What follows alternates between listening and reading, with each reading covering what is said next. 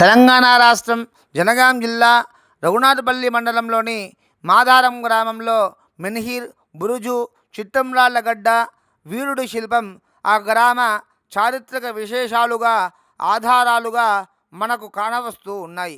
ఈ గ్రామంలోని పంట పొలాలు, చెరువులు, కుంటలు, గుట్టలు ప్రకృతి రమణీయతతో సహజమైనటువంటి అందాలతో బాసిల్లుతూ ఉన్నాయి.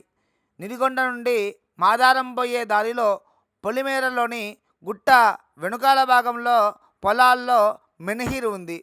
పిడుగుపాటుకు గురై ముక్కలైంది అని స్థానికులు చెబుతూ ఉన్నారు. దాని చుట్టూ ఉండేటువంటి బంతిరాళ్ళు వ్యవసాయం కోసం తొలగించి కుప్పగా పోశారు. గ్రామం మధ్యలో బొడ్రాయి వద్ద శిథిలమైనటువంటి రాతి బురుజు కనపడుతుంది. రాయి మట్టితో ఈ యొక్క బురుజుని నిర్మించారు. ఈ బురుజు వద్దనే దసరా రోజు గడిమైసమ్మ పూజని నిర్వహిస్తూ ఉంటారు. పిచ్చప్రాయ అంటారు దాన్ని మా ఊర్లలో. ఇక ఓకే, మీ పేరు? మహేందర్ రెడ్డి గుట్టం. గుట్టం మహేందర్ రెడ్డి.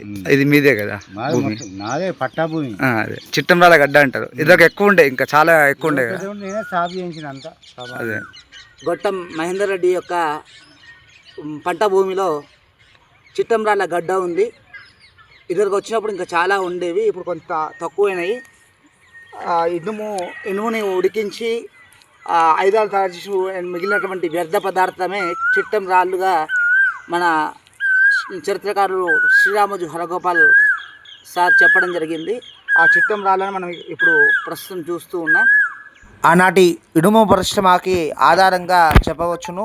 ఈ గ్రామంలోని మల్లన్నగుట్ట కింది భాగంలో మల్లన్న గుడి ముందు ప్రక్కకు శిగమోడి, కంఠహారం, చేతుల్లో ఖడ్గం ధరించి యుద్ధానికి వెళుతున్నటువంటి వీరుడి విగ్రహం ఉంది. గుట్ట పై భాగంలో మరికొన్ని ఆధారాలు ఉన్నాయని భావించి గుట్టపైకి చేరుకున్నాం, కానీ గుట్ట మధ్య భాగం కూడా తొలిచివేయడం వల్ల మిగతా ఆధారాలని సేకరించలేకపోయాం. విగ్రహాలకు రంగు లేదా చందనం వేయడం, చారిత్రక ఆధారాలతో విలసిల్లే సహజ సంపదలని తొలిచివేయడం చేయకుండా మన చరిత్రని, వారసత్వ సంపదని రక్షించి భావితరాలకు మన అస్తిత్వాన్ని అందించి ఆదర్శంగా అడుగు వేద్దాం.